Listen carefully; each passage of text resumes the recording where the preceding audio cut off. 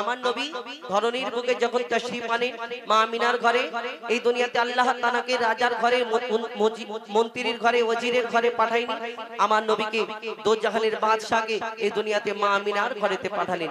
সেই সময় রীতি রেওয়াজ ছিল দাইমারে এসে দুধ পান করানোর জন্য বাচ্চাদের নিয়ে যেত অন্য জায়গা থেকে, তার বিনিময়ে তার বাপেরা কিছু দিত। কিন্তু মা আমিনা চিন্তা করে আল্লাহ এত সুন্দর এত ফুটফুটে বাচ্চা আমি লালন পালন করবো, এর আব্বা নেই।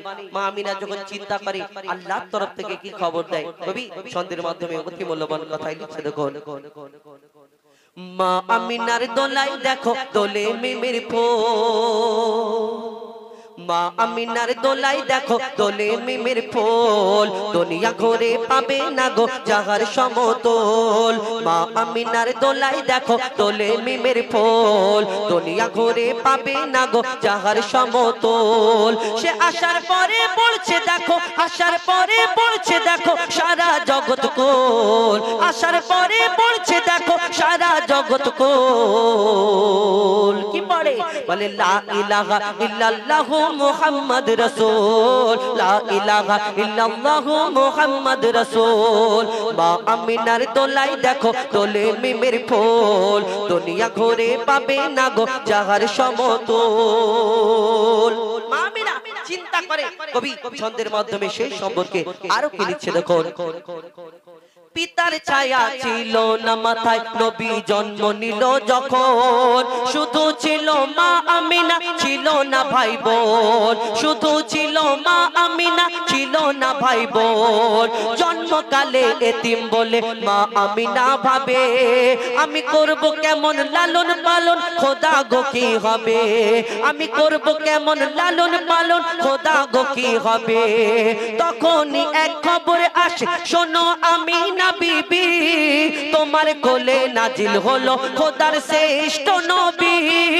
আল্লাহ স্বয়ং তার লালন পালনে নিয়েছে গো ভার, আর জিবরিল আমিন থাকবে হবে ওর পাহারাদার। ও সৃষ্টি কুলের শিরোমণি, সৃষ্টি কুলের শিরোমণি হবে নবী কুলের মোল, সৃষ্টি কুলের শিরোমণি নবী কুলের মোল। দুনিয়াতে যার নাম হবে মুহাম্মদ রাসূল, দুনিয়াতে যার নাম হবে মুহাম্মদ রাসূল। মা আমিনার দোলাই দেখো দোলে মিমির ফুল, দুনিয়া ঘুরে পাবে না গো জাহার সমতল। এই বিনা দানার খেজুর মন দিয়ে শুনতে হবে। বিনা দানার আমার নবী যখন এসে ইসলাম প্রচার করে, দিন ইসলাম প্রচার করতে থাকে, বলো লা ইলাহা ইল্লাল্লাহু মুহাম্মাদুর রাসূলুল্লাহ সাল্লাল্লাহু আলাইহি ওয়াসাল্লাম। এই দুনিয়াতে যখন ইসলাম প্রচার করে, বহু বেদিন বেধর্মী যারা আমার নবীকে অনেক প্রশ্ন করত, অনেক কষ্ট দিত, অনেক আঘাত দিত, এই দুনিয়াতে ঠিক এই রূপ এক ইহুদি এসে প্রশ্ন করে, বলো মুহাম্মদ তোমার আগে অনেক নবী এসেছে, তুমি যে শেষ নবী মুহাম্মদ বলে প্রচার করো, তোমাকে আমি কেমন করে মেনে নিতে পারি? কেন? তোমার আগে অন্যান্য নবীরা এসেছে, কেউ মুর্দাকে জিন্দা করে দেখিয়েছে, কেউ পশু পাখির ভাষা বুঝতে পারতো। এই দুনিয়াতে এক একটা নবীর আল্লাহ এক এক রকম খুবই দান করেছিলেন, কিন্তু তোমাকে আমি মুহাম্মদ তোমাকে নবী বলে আমি কেমন করে মানি? আমি একটা পরীক্ষা করতে চাই। কি পরীক্ষা? শোনো, ওই পকেটে একটা খেজুরের দানা বার করে বলে, শোনো এই খেজুরের দানা তোমার হাতে দিচ্ছি মুহাম্মদ, তুমি আমার সামনে এই দানাটা পুঁতে একদিনে যদি একটা গাছ বের করে দেখাতে পারো, তাহলে আমি তোমাকে শেষ নবী মুহাম্মদ বলে মেনে নেব, আর তোমার কলমা পড়ে মুসলমান হয়ে যাবে। ইহুদি যখন এই কথা বলে, আমার নবী সেই খেজুরের দানা নিয়ে মুচকি হেসে বলে, শোনো ইহুদি ভাই, আল্লাহর ইচ্ছায়, আল্লাহর ইশারাতে, আল্লাহর হুকুমে তোমার সামনে এই গাছের দানাটা পুঁতে দিচ্ছি। কালকে শুধু এখানে একটা গাছ হবে না, এখানে গাছ হবে, আর এই গাছেতে খেজুর হবে, সেই খেজুরও তোমাকে খাও। ইহুদি চিন্তা করে কি করে হবে? একদিনে তো একটা এত বড় গাছ হওয়া তো সম্ভব না, ইম্পসিবল না, এই দুনিয়াতে সম্ভব না। কিন্তু মুহাম্মদ বলে গাছে ফল হবে আর সেই ফল খাবে, এটা কেমন করে হয়? ইহুদি সাথীরা বলে, শোনো মুহাম্মদ আসমানের চাঁদকে টুকরা করে দেখায়, জমিনের পাথরকে কলমা পড়িয়ে দেখায়, মুহাম্মদ নিশ্চয়ই কোনো জাদু জানে, হয়তো তুমি মুহাম্মাদের সঙ্গে চ্যালেঞ্জ করো না, পারবে না।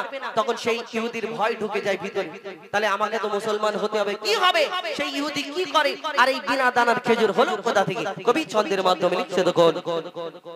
এক খেজুর দানা নিয়ে এক ইহুদি নবীর কাছে কয়, এক খেজুর দানা নিয়ে এক ইহুদি নবীর কাছে কয়, বলে তোমায় নবী মেনে নেব এই দানাতে যদি একদিন গাছ হয়, তোমায় নবী মেনে নেব এই দানাতে যদি একদিন গাছ হয়। আর সেই দানা নিয়ে নবী আমার মাটিতে পুঁতে হাসে, সেই দানা নিয়ে আমার মাটিতে পুঁতে হাসে, বলে এই দানারি ফল খাবে গোকাল ইহুদি তুমি এসে, এই দানারি ফল খাবে গোকাল ইহুদি তুমি এসে।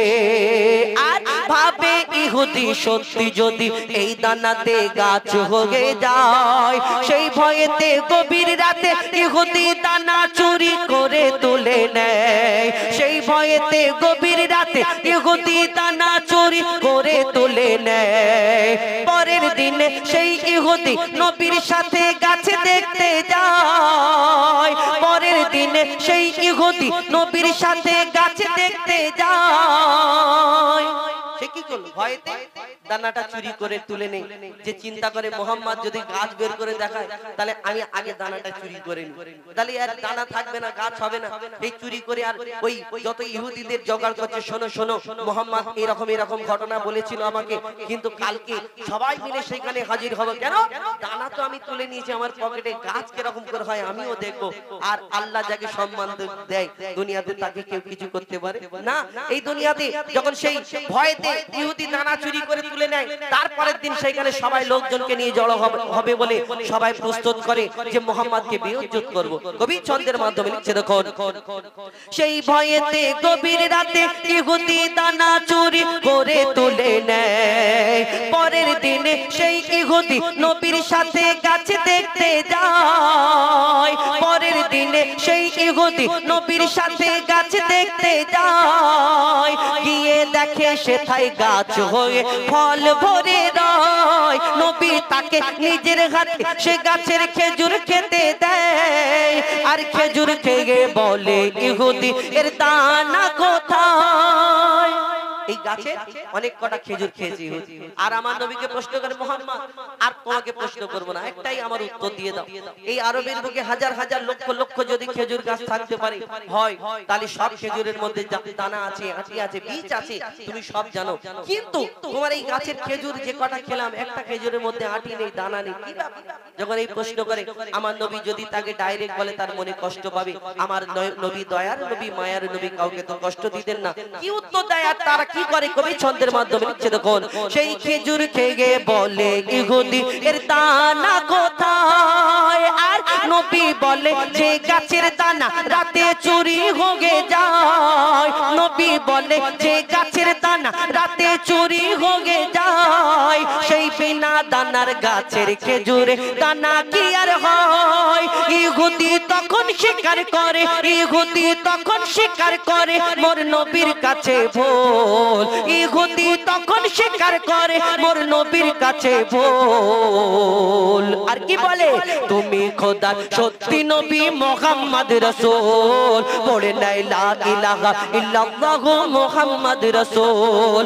মা আমিনার দোলাই দেখো দোলে মিমের ফুল, দুনিয়া ঘুরে পাবে না গো যাহার সমতল। মা আমিনার দোলাই দেখো দোলে মিমের ফুল, দুনিয়া ঘুরে পাবে না গো যাহার সমতল। সে আসার পরে পড়ছে দেখো, আসার পরে পড়ছে দেখো সারা জগৎ গোল। লা ইলাহা ইল্লাল্লাহু মুহাম্মদ রাসূল, লা ইলাহা ইল্লাল্লাহু মুহাম্মদ রাসূল, লা ইলাহা ইল্লাল্লাহু মুহাম্মদ রাসূল। শুনলেন একটি ঘটনামূলক গজল, জানি না আপনাদের ভালো লাগছে কি।